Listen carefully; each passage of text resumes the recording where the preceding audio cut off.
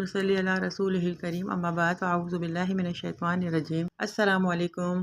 आज की जो वीडियो है वो एक निहायत अहम और संजीदा मौजू पर है। भारत की जानिब से पाकिस्तान को एटमी हमले की धमकियाँ दी जा रही हैं।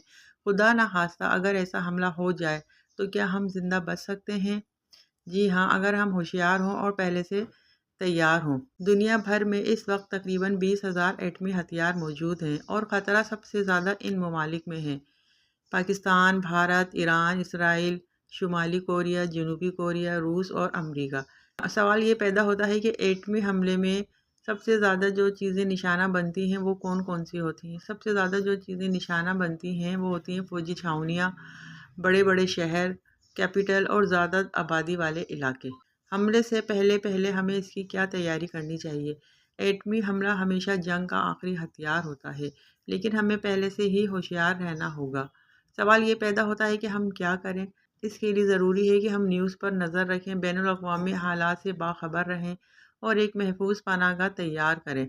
एक मजबूत पनाहगाह आपकी ज़िंदगी बचा सकती है। अगर मुमकिन हो तो ज़मीन से 10 फीट नीचे तहखाने बनाएं।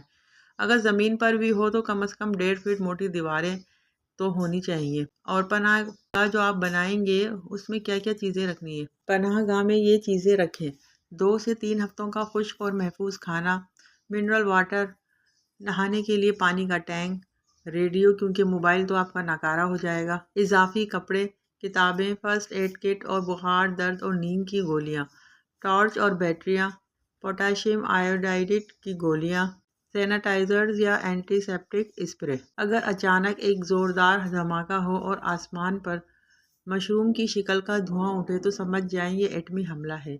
अब इसमें आपको ये करना है कि आप ज़मीन पर उल्टा लेट जाएं, दोनों हाथ से सर और कानों को ढाँप लें, टांगें जो हैं वो क्रॉस कर लें, धमाके की मुखालिफ सिम देखें, फिर फ़ौरन पनाहगाह की तरफ दौड़ें। धमाके के चंद लम्हों बाद मलबे और ताबकारी की बारिश शुरू हो जाएगी, जिसे फॉल आउट कहते हैं।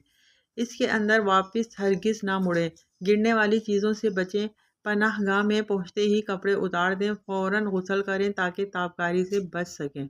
अब आपको 15 से 20 दिन पनाहगाह में रहना है। इसमें आपको एहतियाती तदाबीर ये करनी होंगी कि कम से कम खाएं, सोने की कोशिश करें, रेडियो सुनते रहें, दवा इस्तेमाल करें, सब्र और हौसला रखें। अगर इमदादी टीम आ जाए तो फ़ौरन उनसे रब्ता करें, वरना 20 दिन के बाद आप खुद बाहर निकलें और मुतासरा इलाके से फ़ौरन निकल जाएं। जंग कभी मसले का हल नहीं होती, बल्कि एक नई तबाही को जन्म देती है। हम अमन चाहते हैं, लेकिन होशियार रहना भी ज़रूरी है। अपने ख़ानदान, अपने बच्चों और अपने वतन के तहफ़्फ़ुज़ के लिए आपको ये मालूमात ज़रूर शेयर करनी चाहिए। हो सकता है ये वीडियो किसी की जान बचा दे। अल्लाह ताला हमारे वतन पाकिस्तान को दुश्मन के शर से महफूज रखे और हमें बाहमी मोहब्बत, सब्र और अमन अता फ़रमाए। या रब हमें हर आज़माइश, हर जंग और हर तबाही से बचा ले। आमीन या रब्बुल आलमीन। अस्सलामु अलैकुम व रहमतुल्लाहि व बरकातुहू।